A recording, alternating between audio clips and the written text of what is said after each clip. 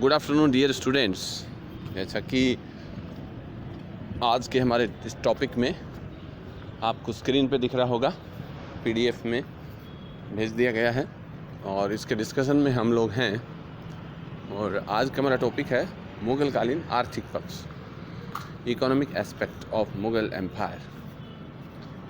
मुग़ल काल का आर्थिक पक्ष जो है उसमें कृषि, व्यापार और अन्य साधन हैं। अगर हम बात करते हैं मुग़ल काल की इकोनॉमी की, तो इसमें सबसे महत्वपूर्ण जो है वो इनकी एग्रीकल्चर है। देखो, सल्तनत काल में आय का मुख्य साधन लूट का सामान था, जिसे खुम्स बोलते थे। और क्योंकि व्यवस्थित कृषि प्रणालियाँ इतनी स्थापित नहीं हुई थी, हालांकि अलाउद्दीन खिलजी और फिरोज़ तुगलक जैसे सुल्तानों ने कुछ बेहतरीन काम किया था, लेकिन वो इतनी बेहतरीन नहीं थी जितनी मुग़ल काल में थी। मुग़ल काल में कृषि प्रणाली को व्यवस्थित स्वरूप देने का श्रेय जलालुद्दीन मोहम्मद अकबर को है। जैसा कि हर डिपार्टमेंट में उन्होंने बहुत बेहतरी से काम किया था, ऐसा उन्होंने यहाँ भी किया था।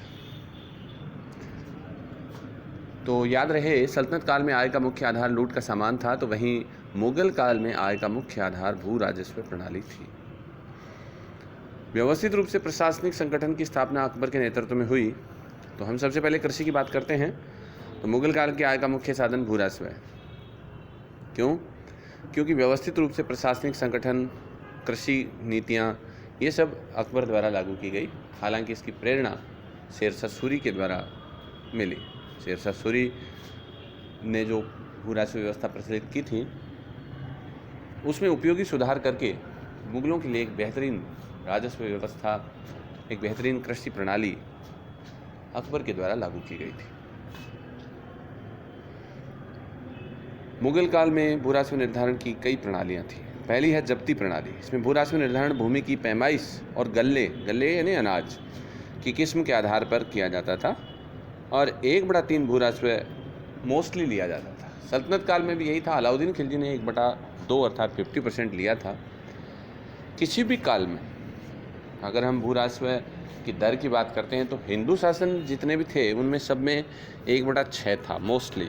वैदिक काल में 1/16 था, जो सबसे कम, लेकिन वो बहुत ही एलिमेंट्री स्टेट पर था। मौर्यन डायनेस्टी में 1/6 ही था, और उसके बाद गुप्तों के समय 1/6 ही था। राजपूत काल में भी लगभग यही रहा। सल्तनत काल में 1/3 था। अलाउद्दीन ने उसको 1/2 भी किया, और मुग़लों के काल में 1/3 ही रहा। शिवाजी ने भी 1/3 रखा। यानी ऑलमोस्ट 33% जो है वो गवर्नमेंट लेती थी। ठीक है ना? तो ये जब्ती प्रणाली है। जब्ती प्रणाली का मतलब भूमि की पैमाइश करो और अनाज की किस्म के आधार पर भू राजस्व निर्धारित करो, और ये नगद और अनाज दोनों में लिया जाता था। अकबर ने प्रारंभ में शेरशाह सूरी द्वारा लागू की जब्ती प्रथा को अपने भू राजस्व का आधार बनाया, लेकिन बाद में उसे दोषपूर्ण होने के कारण उसके स्थान पर नस्क और कनकूत प्रथा लागू कर दी।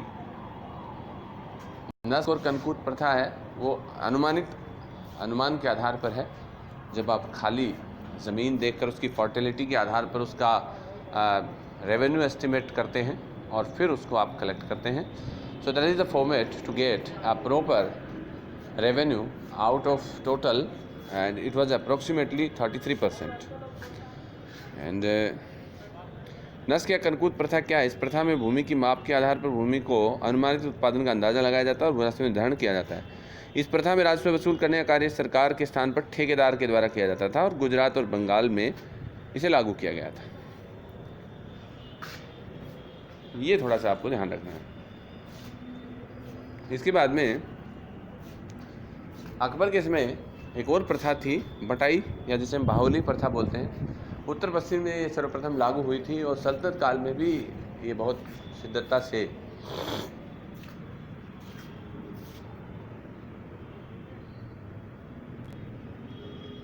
और इस प्रथा में भूमि की माप के आधार पर भूमि के अनुमानित उत्पादन का अंदाजा लगाया जाता है। लेकिन ध्यान रहे, ये प्रथा जो थी वो किसानों को सर्वाधिक प्रिय थी, और इसमें ये था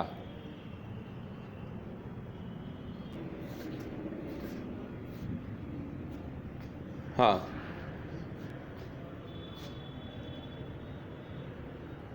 बटाई प्रथा जो थी इसमें भू राजस्व निर्धारण गल्ला बख्शी अर्थात बटाई के आधार पर किया जाता था।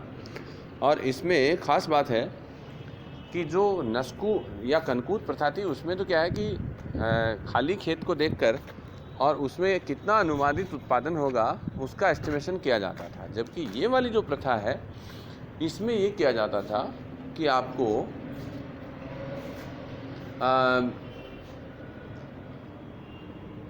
आप ज़मीन जो है उसके ऊपर जो फसल है